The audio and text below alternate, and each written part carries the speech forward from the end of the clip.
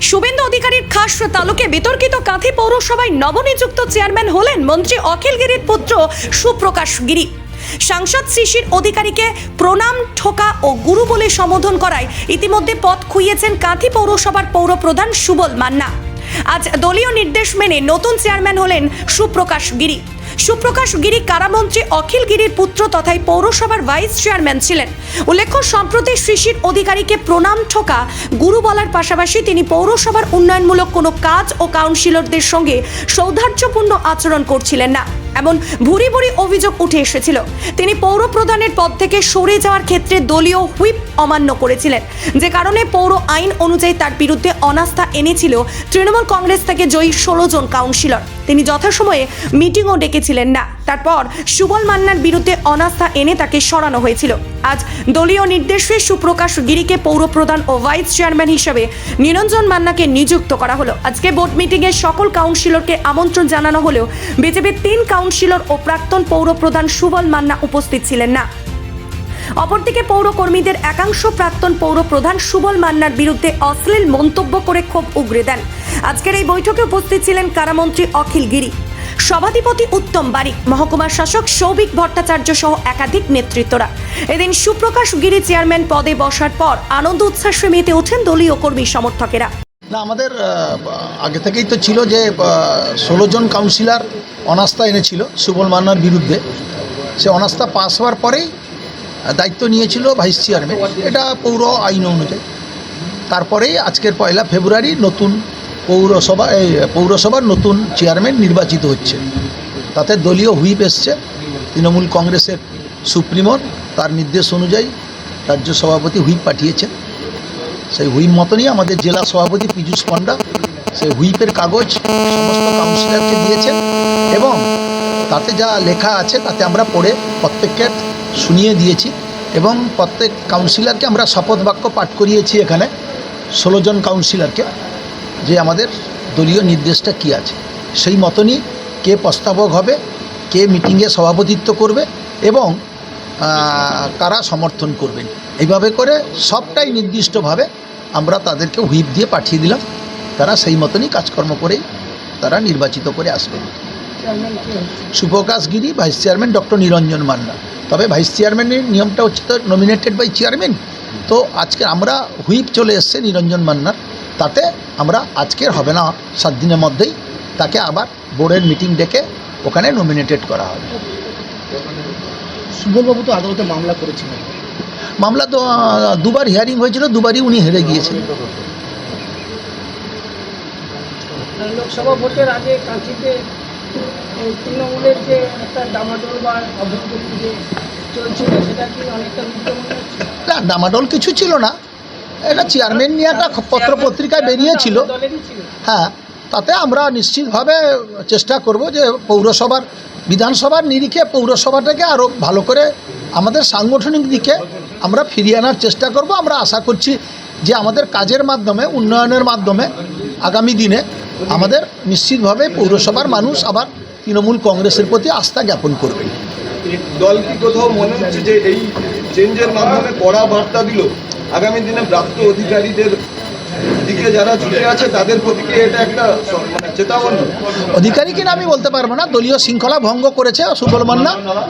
যেখানে চেয়ারম্যান পদ থেকে মঞ্চে দাঁড়িয়ে ওইসব কথা বলা উচিত নয়, সেটা দলীয় ভাবমূর্তি নষ্ট হচ্ছে, তার জন্যেই নিশ্চিতভাবে তাকে সরিয়ে দেওয়া হচ্ছে। না, ওটা সুবলবাবু চালাচ্ছেন। প্রণাম করার জন্যে আমি যদি রাস্তায় কেউ যায়, অন্য কোনো রাজনৈতিক দলের সিনিয়র লোক যদি আমি হাত তুলে তাকে নমস্কার করি, সেটা সৌজন্যতা। প্রণাম করার জন্যে তাকে দল থেকে মানে তার পদ থেকে সরে যেতে বলা হয়নি। উনি যে বক্তৃতাটা করেছেন সেটা সম্পূর্ণভাবে দলবিরোধী কাজ। তাকে চেয়ারম্যানের পদ দিয়েছিল তৃণমূল কংগ্রেস, উনি কিন্তু শিশিরবাবুর সে পদটা পেয়েছে শিশিরবাবুর জন্যেই, এটা তিনি উক্তি করেছেন, অর্থাৎ দলকে অস্বীকার করলেন। লাগার কিছু নয়, আমি একজন রাজনৈতিক কর্মী, মমতা বন্দ্যোপাধ্যায়ের আদর্শ মেনে আমরা রাজনীতি করি। আজকে কাঁথি পৌরসভায় আমাদের নেত্রী, বাংলার মুখ্যমন্ত্রী, এই বাংলার নবরূপকার, তার নির্দেশে এবং আমাদের নেতা সেনাপতি অভিষেক বন্দ্যোপাধ্যায়ের নির্দেশে আমাকে যিনি এত বড় গুরু দায়িত্ব দিয়েছেন, আমি প্রথমেই আমাদের নেত্রীকে আমি প্রণাম জানাই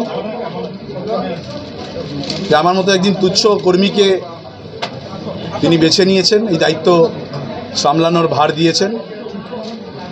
আমি চাইব যে আমাদের যারা নির্বাচিত কাউন্সিলর আছেন, তৃণমূল কংগ্রেসের জোড়া ফুলের প্রতীকে নির্বাচিত যারা রয়েছেন, তাদের প্রত্যেককে সাথে নিয়ে আগামী দিনে এই কাঁথি পৌরসভাকে একটা মডেল পৌরসভা, এবং আমরা বসবো আজকে দায়িত্ব নেওয়ার পরেই, এখনই আমি বলতে পারবো না যে আগামী দিনের কি প্ল্যান পরিকল্পনা আছে। নিশ্চিতভাবে প্রত্যেকের মনে একটা প্ল্যান পরিকল্পনা থাকে যে আমরা দায়িত্ব পেলে বা দল আমাদের দায়িত্ব দিলে আগামী দিনে আমরা দলকে যেমন সমৃদ্ধ করব, দলকে যেমন মানুষের কাছে পৌঁছে দেব, কিন্তু আমাদের কাজটা সহজ হয় এই কারণেই যে আমাদের নেত্রীর নাম মমতা বন্দ্যোপাধ্যায়, আমাদের বাংলার মুখ্যমন্ত্রীর নাম মমতা বন্দ্যোপাধ্যায়। তিনি প্রায় উন্নয়নের 70-80% কাজ তিনি নিজের হাতে করে দেন। সাধারণ মানুষের সার্বিক উন্নয়ন এবং সাধারণ মানুষকে কিভাবে আরও ভালো রাখা যায় সেটার কাজ তিনি করে দেন, এবং সেইটাকে বাস্তবায়িত করার কাজ হচ্ছে তার সৈনিকদের, তার কর্মীদের।